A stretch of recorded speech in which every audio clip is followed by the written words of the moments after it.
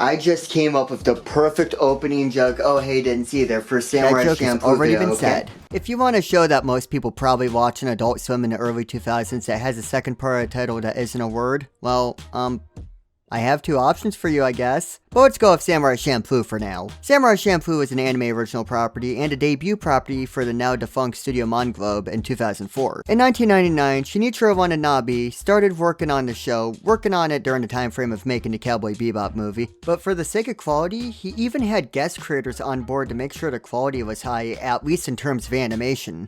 They had guests animate for them?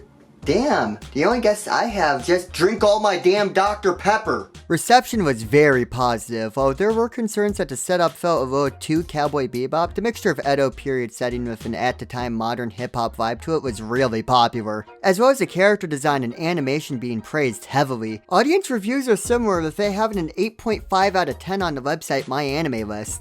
Not your list, my list. Before I talk about the characters, I want to mention that one of the best, most unique things about this show is the previously mentioned blend of cultures. Samurai Champloo is heavily inspired by the popular cultures around in 2004, with examples being the hip-hop subculture and stuff like graffiti tagging. While I'm assuming the majority of people can tell, hey, I don't think that's what the Endo period was like.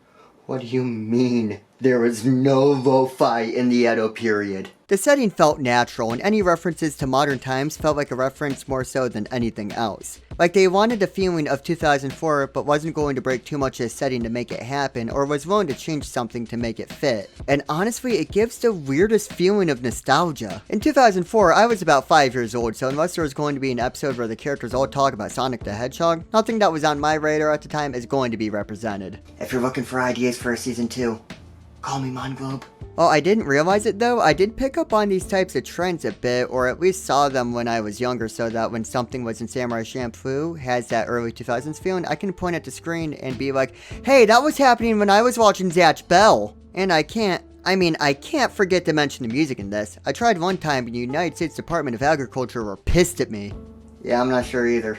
Just hearing the opening song Battle Cry sets the tone for most of the music you will hear the rest of the series, and has a weird way of making you feel nostalgic for a show that you finished maybe a week ago. I personally feel like the music used in anime is normally pretty understated when it comes to utilization in a show and people's feeling towards it unless it really stands out, and I feel like Samurai Champloo is a perfect reason why that should change. It has so many good songs like Battle Cry, which is the opening I mentioned earlier, the outro, and the closing song San Francisco. That plays at the end of the show, but there are a lot more understated background songs that play during the scenes that almost perfectly set how you should feel about what's going on. It's so well done that the second you hear the OST, it feels like it defined this early 2000s age of anime. Just like how crying defined my day today. Did you know the Easter Bunny isn't real? Guess what I learned today? The animation's also really good, even when it feels like it doesn't have to be. Like, as a debut property, Monglobe came out slinging. While I could say at a bunch of different times something looked great, I feel like the best comparison is just how different the two male leads fight. Which, don't worry, we'll get into characters in a second. But Mugen has a more wild fighting style, while Jean has a much more toned down,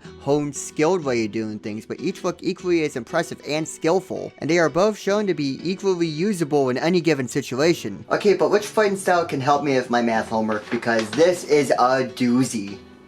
And again, the animation's absolutely fantastic, with probably some of my favorite fighting choreography in anime. Most of the time there's no movement too minuscule to skip, but when animations are quote unquote skipped, it honestly adds to a feeling of fierceness that's on display.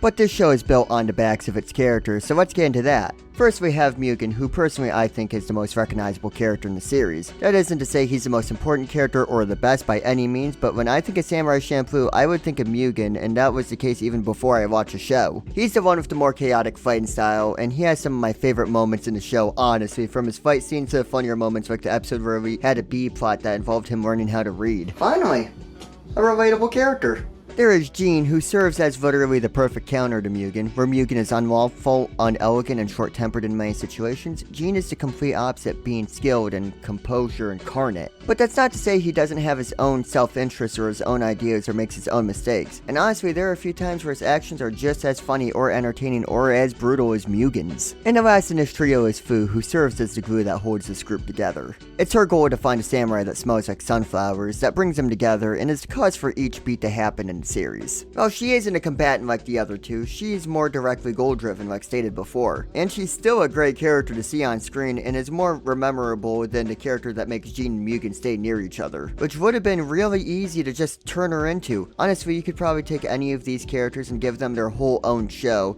and it would still work really well. But what is Samurai Champloo, the show we're talking about, like? Okay, but are you sure it's So been many said times. before? Samurai Champloo is an episodic adventure story based around a journey to find a sunflower swordsman, the person that Fu wants to find for some reason that is revealed near the end of the show. But the story feels less about constantly working towards one goal and more like traveling while getting caught up in random stuff that gets stumbled upon, which is honestly really great for the show. While the show is Edo era Japan, it helps with both world building and variety. We're never tied to one location for too long, so the differences in each area can be the cause of whatever the episode is about, whether that be the dangers or the people in the area. Like there can be bandits in one area, but even worse in another, there could be a whole Waffle House. These varying locations give whatever character their own screen time, or they get to be the focus for any number of reasons ranging from funny to serious. And it can reveal more about the character. While I would say there is character development for the three main casts, mostly them realizing how much they care for each other, I feel like the best thing that keeps the show interesting is not who these characters become, but learning who and what they were. At the first episode, all we know about the main cast is exactly what is displayed. Mugen is Mugen, Jean is Jean, and Fu is Fu. But as situations get presented, we learn how to get to where and what they are. And that works so well because the surface level of these characters are great, and they only get better the more you learn. Which I took that a step further. Want to know what my characters even look like?